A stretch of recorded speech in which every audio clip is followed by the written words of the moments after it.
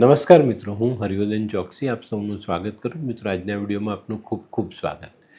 મિત્રો, ઘર એક એવી જગ્યા છે કે જેને આપણે ધરતીનો છેડો કહીએ, કે આખી દુનિયા ફરીએ પણ પાછા ઘરે આવીએ ત્યારે રાહત થાય કે હાશ, હું ઘરે આવી ગયો.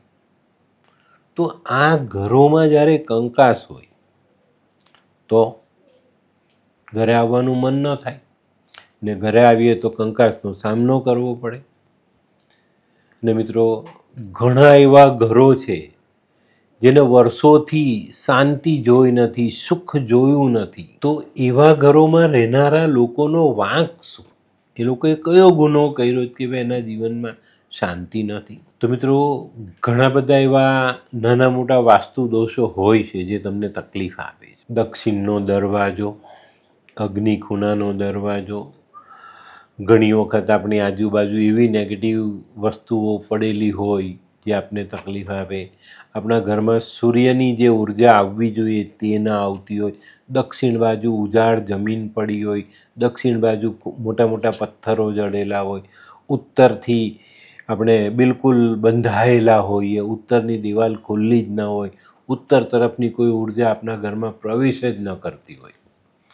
તો આ જે વાત છે એને આપણે કઈ રીતે જીવનમાં જોડવી અને એનું નિવારણ શું? તો મિત્રો, આજના વિડીયોમાં તમને એક બહુ મહત્ત્વનો ઉપાય આપું છું.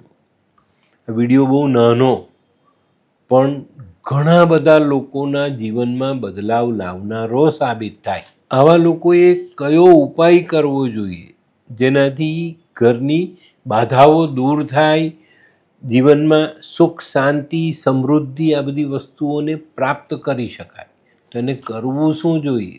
આવા લોકોએ 5 કોળી લેવાની છે, 5 સોપારી લેવાની, 5 મરી, 5 લવિંગ અને 5 નાના નાના રૂમાલ જેવા લાલ કપડાના ટુકડા. આ 5 ટુકડા પાથરો. 1 કોળી, 1 સોપારી, 1 કાળો મરી, 1 લવિંગ. આ જે વસ્તુ આપણે લાવ્યા 5 એમાંથી એક વસ્તુ આ 5 લાલ રૂમાલ પર મૂકો. હવે આ વસ્તુઓની પોટલી બાંધી દો. આ પોટલીને ઘરના તમામ સભ્યોએ હાથ લગાવવાનો, અને આ હાથ લગાવ્યા પછી 4 ખૂણામાં 4 પોટલી અને 1 મધ્ય ભાગમાં મૂકી દો. અને આ વસ્તુ રાત્રે મૂકી બીજે દિવસે સવારે આ પોટલી લઈ લો. એક નાનકડી વાંસની ટોપલી લઈ આવો, વાંસની સળીમાંથી બનેલી, ચટાઈમાંથી બનેલી એક નાની ટોપલી લઈ આવો. એમાં આ 5 પોટલી મૂકી દો અને વહેતા જલમાં ઘરનો કોઈ પણ સભ્ય જઈને એને વહેતા જલમાં વહાય આવે. આ એક પેલો આપણે કહીએ ને માસ્ટર સ્ટ્રોક, એના જેવો ઉપાય આપ્યો છે. આ ઉપાય કરી લો. વર્ષોથી જે સુખ નથી જોયું, જે દુઃખ ભોગવતા આવ્યા, જે કંકાસનો સામનો કરતા આવ્યા, એમાંથી તાત્કાલિક છુટકારો થાય ને જીવનમાં સુખ, સમૃદ્ધિ, સ્વાસ્થ્ય કોને કહેવાય એનો અનુભવ મળે. તો આટલો નાનો ઉપાય આપણે આપણા જીવનમાં જો કરીએ અને એને આપણા જીવનમાં જોડીએ તો ચોક્કસ આપણે સારામાં સારો ફાયદો મેળવી શકીએ છીએ. અને આ ઉપાય છે ને, તમને એમ લાગે કે ભાઈ આ મારા જીવનમાં બદલાવ શરૂ થયો તો કરતા રહેજો. અઠવાડિયે એકવાર, 15 દિવસે, મહિને એકવાર કરતા રહેજો. અને કરતા રહેશો તો જીવનમાં ક્યારેય એ જગ્યામાં કોઈ દિવસ દુઃખ નહીં આવે.